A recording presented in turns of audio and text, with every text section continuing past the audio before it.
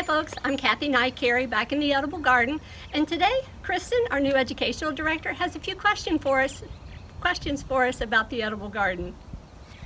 So earlier you were talking in really interesting terms about eating sustainably.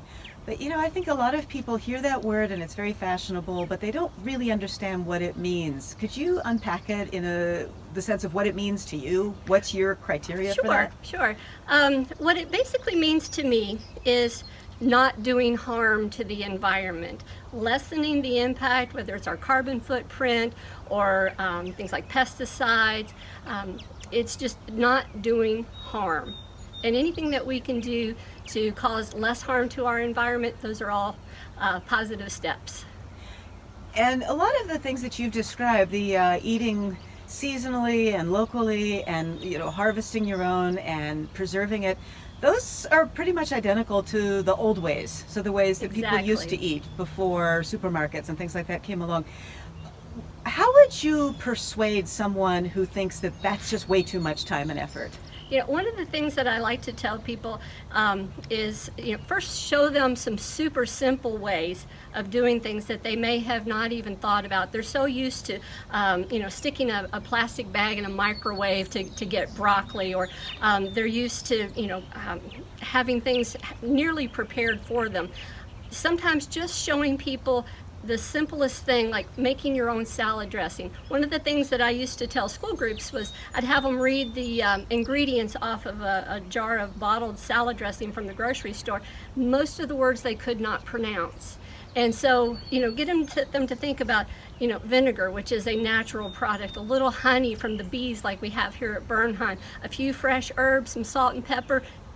Shake that up with some olive oil, and you have a delicious salad dressing that didn't take really any longer than it would to pull a jar out of the refrigerator or go to the store and buy a bottle of dressing from the grocery store. So there's little things you can do, from just roasting vegetables with some simple olive oil, salt and pepper, and you're amazed at how good it tastes with just a tiny bit of preparation. Once you show people these things, it's hard to go back, because a lot of people, they really don't remember what it was like to have to make our own food and prepare our own meals every day. Getting people to think about that again, I think, is really important. And it sounds like it could be a lot of work, but there's a certain joy in that labor. Absolutely. And food and family and the land and storytelling are all kind of inextricably connected. Could you talk about that in your own experience? In my experience over here in the Edible Garden, that was probably my favorite thing, besides actually taking a harvest back with me, was talking to people about their garden memories. And they all had them. Even if it was a small child, the grandmother would say, "Remember, you helped me pick peas last week." All the way up to, ladies who we would sit and have the most wonderful conversations about snapping beans with our grandmothers on the front porch. Getting back to those connections, and as parents, you can make those connections with your kids, especially now if you've got extra time. Now is the time. Buy a bushel of beans and sit on the porch and snap those things. It's amazing the conversations that come up during those times. And I think just helping people to be mindful about that is a gift. I think we're in a very interesting and very critical time where this may be an extraordinary and unprecedented opportunity for people to relearn these practices. Where would you tell people to start?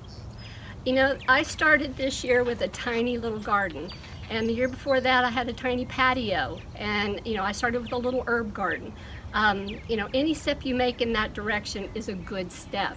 But from taking a couple of store-bought starts of basil or thyme and putting it in the ground, give it a little bit of nurture, and you're hooked after that. And then you want a bigger spot, and you want another raised bed, and the next thing you know, you're growing zucchinis as big as your arm. And but that's a good place to start. Just grow something.